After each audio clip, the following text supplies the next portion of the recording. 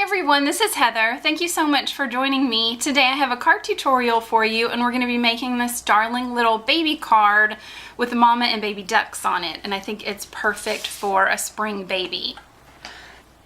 I'm going to be using stamps from the Stampin Up Fable Friends set. Here's the mama and baby ducks, and we're going to use the little darling baby words. I love this set. It's so cute. I also, on my channel, have a card with the squirrel and some carrot-shaped boxes with the rabbit, so be sure to check out my channel and you can watch those.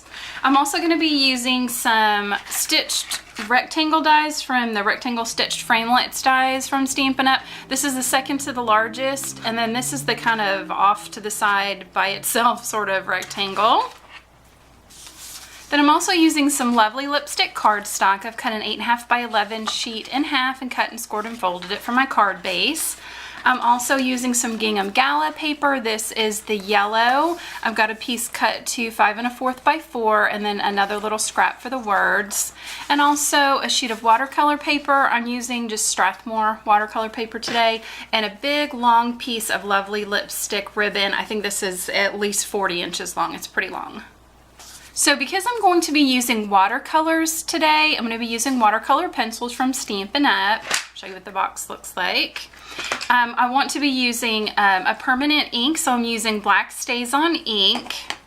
And I also like to work with a stamp positioning tool when I'm working with watercolor paper, because it has a little bit of, you know, bump and texture to it. So I like a stamp positioning tool just in case I don't get a perfect image the first time that I stamp. So I have removed the foam from my stamp positioner, and I have already laid out the mama duck and baby ducks where I would like them to be on my paper. I'm just going to ink them up with the Stays-On ink, and I'm going to stamp these out, give it a lot of pressure, and hopefully it will stamp out nicely. But just in case it's not really crisp, the stamp positioning tool will help me be able to restamp it. So I think I'd like to stamp it just a little bit more. There's still a couple little parts where it's not as crisp as I would like. So I'm just going to stamp that out one more time. And I think that looks great. So now I can take my stamp chamois, clean off my stamps, and I'm ready to color. So the watercolor pencil colors that I'm going to be using today from Stampin' Up are Daffodil Delight, Calypso Coral, Pumpkin Pie, Bermuda Bay, and Basic Gray, just for a little bit of shading. I'm going to be using a paintbrush. Just kind of felt like using one today, but you could also use a water brush, an aqua brush. And I've just got a paper towel and a little cup of water. So I've kept this coloring fairly simple. I didn't do a lot of fancy shading or anything. But I do still want that kind of loose look of watercolor. So I'm starting off with the yellow, and I'm going to do all the ducks, mama duck and baby duck. And usually what I like to do is add a little bit of a heavier color of the colored pencil where I would like it to be a little bit darker. So just kind of under her chest and around her wings, underneath the brim of her hat. And I'm going to do the same with all the little baby ducks. I'm just going to avoid their feet and clothes. I'm just doing the little yellow bodies. So now that I've added all the yellow, I like to kind of work in one color, add the water, and then that way I can clean off my brush and move on to the next color. So I'm just going to take my brush and just move that color around and keep it very light and simple, again, so that where the pencil was laid down heavier, it's a little bit darker. So I'm just going to do all the little bodies of the yellow ducks. Oops, I missed that one's little wing. Oh, that one too. I'll go back in and get their wings. I'm just going to really simply just move that water around a little bit with the brush. Just kind of spread it out, but not too much, so that you keep some of that shadow. So that's it for the body of the ducks. Again, just really simple. If you want to keep adding more color, if you want it to be darker, you can go back over. Even while it's wet, you can apply a light pressure with the watercolor pencils and just keep on building up that layer of color, blend it out a little bit. It really just depends on how much you'd like to add. So I'm just going to clean off my brush in the water. I'm going to take a little bit of the excess off on the paper towel. I'm going to move on to the pumpkin pie, the orange. And again, the same thing, just wherever I think I would like a little bit more of a darker color, I'm going to do their little beaks and their feet with the orange. And make sure your pencils are nice and sharp so you can get in all these little areas.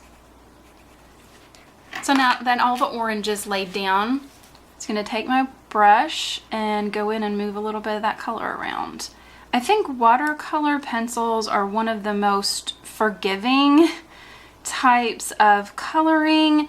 It's very simple and easy to do, but you still get that really nice artistic kind of painter look to it.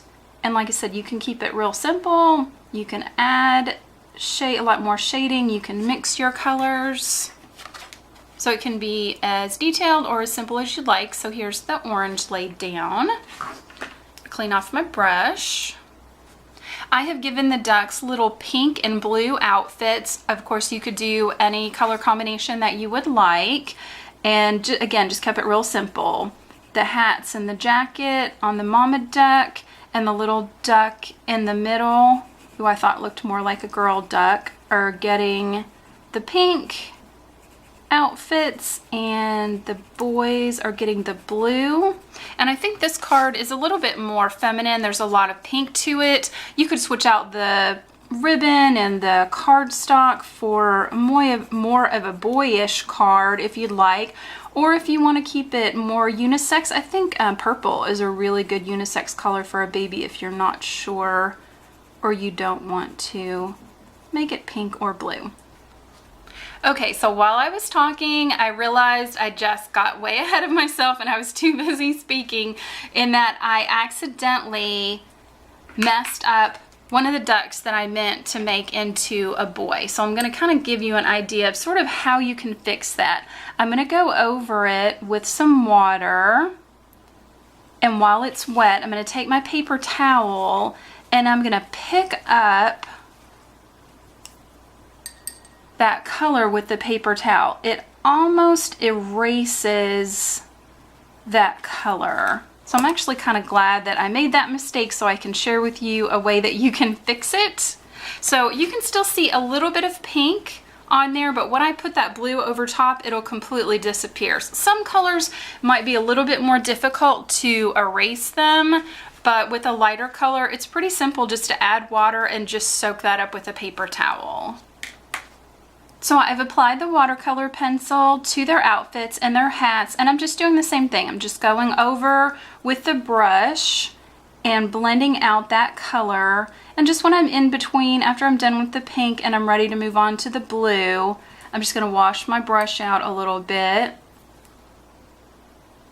and go back over that blue. So I hope you can see that now you really cannot tell that I made that mistake earlier with the pink on that first little duck. I was able to remove that color and go back in and put the blue over top, and it still looks great. So the last step that I want to do with the watercolor pencils is add just a little bit of shadow underneath of each of the ducks with the gray. And then just kind of go over that with the brush. It just gives it a little bit more of a realistic look, just to give them a little shadow underneath. Hope you can see that on camera. Now that I'm done with all my watercoloring, I'm going to be using Granny Apple Green ink. And I'm taking the little grass stamp from the set and just adding some little bits of grass here and there. And if there's still a little bit of water on there, it might blend that out, but I actually kind of like that look. It makes it have like a little bit more of a realistic type of look. You could even take your wet paintbrush and add a little bit of water to it to kind of blend it out a little bit if you'd like.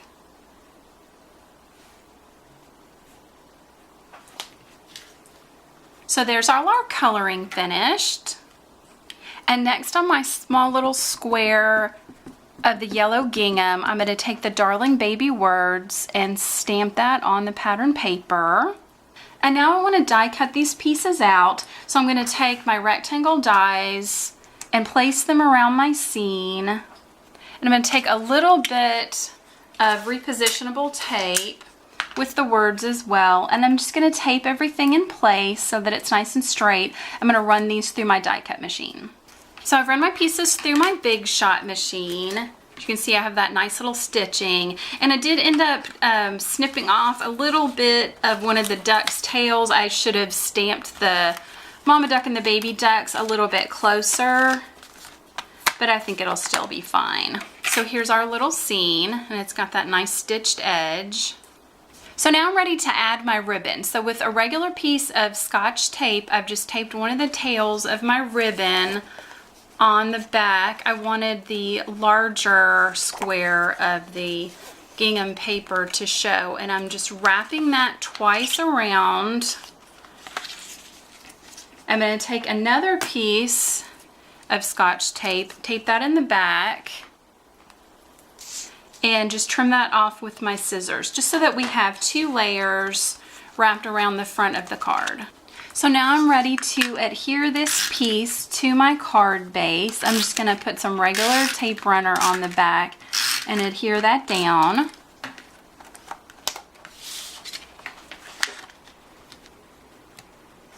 Now on the back of my little ducks, I've placed some foam squares, and I'm just going to center that on my panel.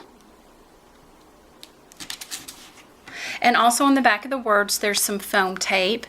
And in the upper left-hand corner of the watercolor piece, I'm going to place the words. Now I want to take what's left of my ribbon, and I'm going to fold it in half and cut it into 2 equal strips. And now I'm going to thread those underneath these 2 pieces that are wrapped around the gingham. Pull those evenly. And now holding both of these pieces, I'm just going to tie an overhand bow.